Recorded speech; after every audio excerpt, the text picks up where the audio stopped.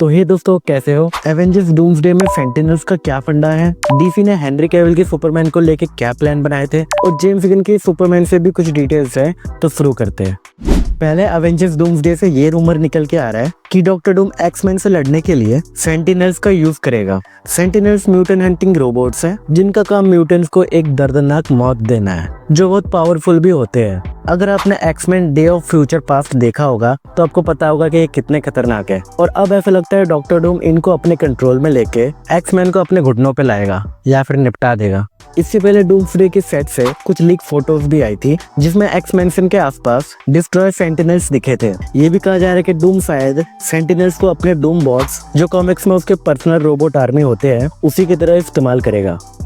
फिर Charlie COX ने ये खुलासा किया कि डेयरडेविल बोर्न अगेन में पहले ये प्लानिंग किया जा रहा था कि एमसीयू का डेयरडेविल नेटफ्लिक्स का डेयरडेविल का अल्टरनेट वर्जन होता, यानी मैट मॉर्डॉक, फॉगी नेल्सन और विल्सन फिस्क जैसे कैरेक्टर्स वही होते, लेकिन एक अलग टाइमलाइन में जहां उनकी स्टोरी थोड़ी डिफरेंट होती। ये एक तरफ से सॉफ्ट रिबूट जैसा अप्रोच होता जिसमें नेटफ्लिक्स के सीरीज के इवेंट को कम्प्लीटली ना फॉलो किया जाता। लेकिन प्रोडक्शन के दौरान मार्वल स्टूडियोज ने शो के क्रिएटिव डायरेक्शन बदल दिया। 2023 में जब शो के 6 एपिसोड शूट हो चुके थे तब मार्वल ने देखा कि ये अप्रोच काम नहीं कर रहा था। ओरिजिनल प्लान में एक्शन और वायलेंस कम था और चार्ली कॉक्स का डेयरडेविल चौथे एपिसोड तक डेयरडेविल के फूट में नहीं दिखने वाला था। इसके बाद मार्वल ने डायरियो स्कार्डापेन को शोरनर बनाया, जो पहले द पनिशर पे काम कर चुके थे, और उन्होंने शो को नेटफ्लिक्स सीरीज के टोन और कंटिन्यूटी के करीब लाने का फैसला किया। अब Daredevil Born Again officially Netflix के डेयरडेविल का कंटिन्यूएशन है। Already the Fantastic Four First Steps ने अपने first day of ticket sales में सबको हिला दिया। इसने इस साल किसी भी दूसरी मूवी से ज्यादा टिकट्स बेची है on its opening day of pre sales. इस मूवी को लेकर लोगों के बीच काफी क्रेज था कि फैंडांगो, रीगल और एएमसी के थिएटर्स के ऐप और वेबसाइट्स क्रैश हो गए, और सुनने में ये भी आया कि ये मूवी डोमेस्टिक ओपनिंग में $120 मिलियन का कलेक्शन कर लेगी।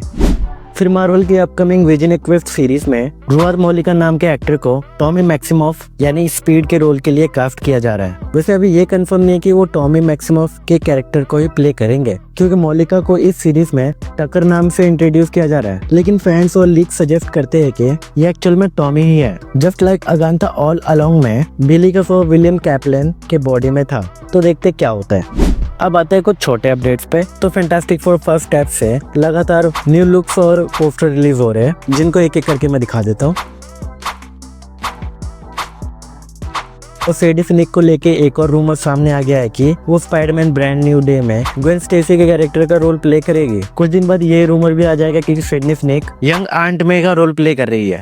और एवेंजर्स डूम्सडे में एक बड़ा रिवीलेशन होने वाला है। अपेरेंटली ये फिल्म बताएगी कि चैनिंग टैटम का गैम्बिट, जो डेडपुल एंड वुल्वरिन में दिखा था, वो उसी यूनिवर्स से बिलोंग करता है जहां मोनिका रैम्बो गई थी द मार्वल्स में। और जेम्स गन ने सुपरमैन मूवी का रन टाइम भी कंफर्म कर दिया है, जो कि 2 घंटे 9 मिनट्स का है, जिसमें क्रेडिट्स और पोस्ट क्रेडिट सीन भी इंक्लूडेड है।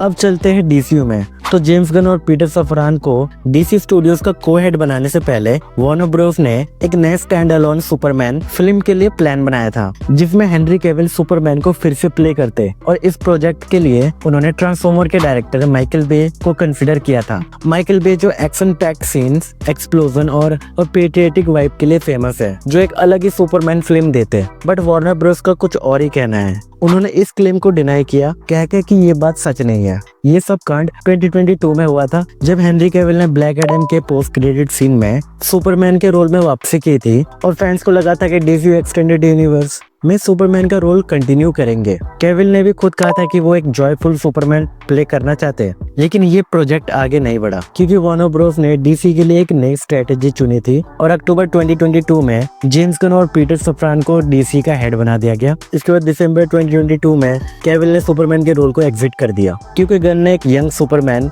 पे फोकस करने का फैसला किया, जो अब डेविड कॉरेंसवेट है।